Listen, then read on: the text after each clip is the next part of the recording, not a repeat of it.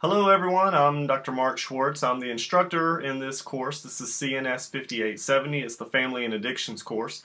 I wanted to welcome everybody to the class, and I see that we're off to a good start.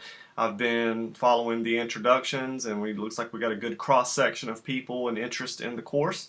Also, I see that everyone started off on the first forum here in the discussion board, and we'll get some good posts there. I'm going to use these videos weekly to kind of update you on where we're at, maybe give a little bit more detail about assignments that may not be present in the syllabus, or answer questions that you have through video. It gives us a little bit more of a connection through an online course. First and foremost, I want to say that I'm really excited to teach this course. I've spent a lot of time in the addictions field as a counselor. One of my favorite things to do when I worked in treatment centers was to work with families of the addicts and alcoholics that were patients in those centers. It's a really challenging thing to do that, because these families are often coming confused. They're not sure what's going on. They're not quite clear on the disease concept of addiction. They're oftentimes angry and hurt, and so it's a really challenging population to work with as a counselor. So what I hope that this course will do for you is to really put together a group of concepts that will help you kind of theorize around working with families of addicts and alcoholics, because once we have someone in the family that's addicted to drugs or alcohol, or other addictions too, process addictions as well, you will see that sickness sort of takes over the family, and so you do really need to treat the family to be able to treat the addict. And that's where we're going to spend most of our time for this summer session, is working with theories and models that will help us deal with families in addiction. I wanted to talk a little bit about a few things in the course, some of the requirements in the course. One thing is the discussion boards. That's going to, obviously, most students don't enjoy doing discussion boards, but that is something that is going to be a part of our course, and I think it's going to be a valuable part of the course as long as you take it seriously. And so far, as I read the post today, it looks like everyone is. I did add a little something in the discussion board today about incorporating scholarly resources into your post, which means peer-reviewed articles, textbooks, things that are based on science and evidence. When you have an opinion or a thought about some of the things that we're going to be talking about, that's a great thing, and I want you to contribute that. But one of the things I want you to think about is how can you strengthen your opinion and your thoughts about that using the research. And so that is something that you may need to go and seek out on your own. There's some articles that I've embedded into our Blackboard site that you can use into your discussion posts, but you also may want to go out and find some of your own materials to help you really strengthen and make a solid scientific post. So make sure to take the discussion boards very seriously. That is going to count towards a good deal of your participation points, and it also will add to the class. I know that some of you have already started to text or not text, but email me about discussion board. About support group attendance, and that is always a tricky thing, because support groups, and I'm talking about 12-step groups that are centered around families, things like Al-Anon, Nar-Anon.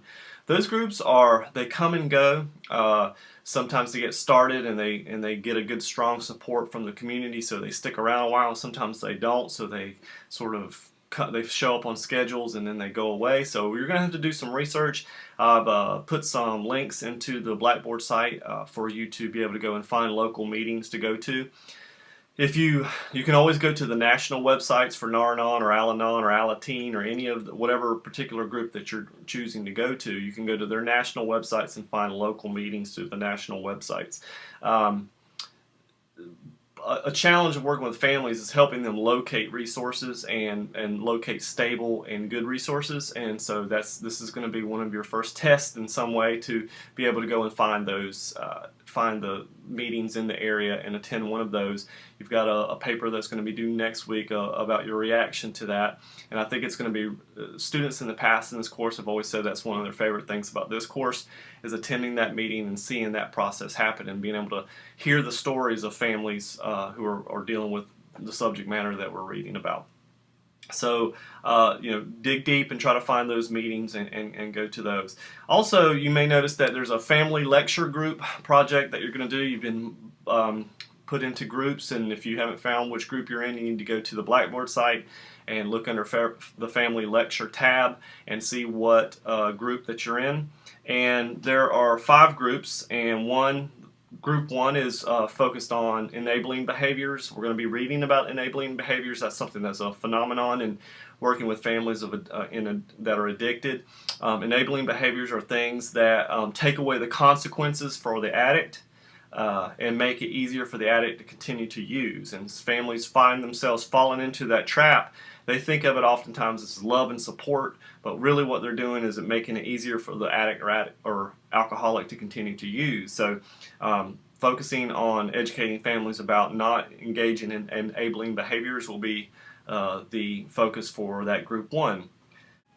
Now, group 2 will be moving in and talking about the concept of codependent relationships. Now, this is more of an emotional component. Enabling behaviors are more of a behavioral component.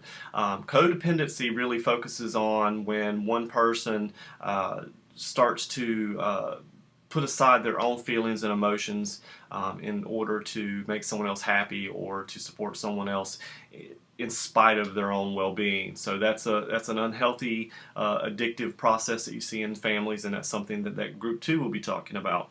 Group 3 will be discussing domestic violence in addicted families. Unfortunately, that's domestic violence and addiction do go hand in hand oftentimes, and so you'll see a high rate of domestic violence in addicted families, and there are different ways to approach that from a treatment standpoint. So Group 3 hopefully will enlighten us on some good things with that. Also, Group 4 will be talking about the unhealthy roles in addicted families. We're going to have a couple of weeks. We're really going to be focusing on those roles that happen in those families, things like the scapegoat, the family hero, the lost child, those types of roles.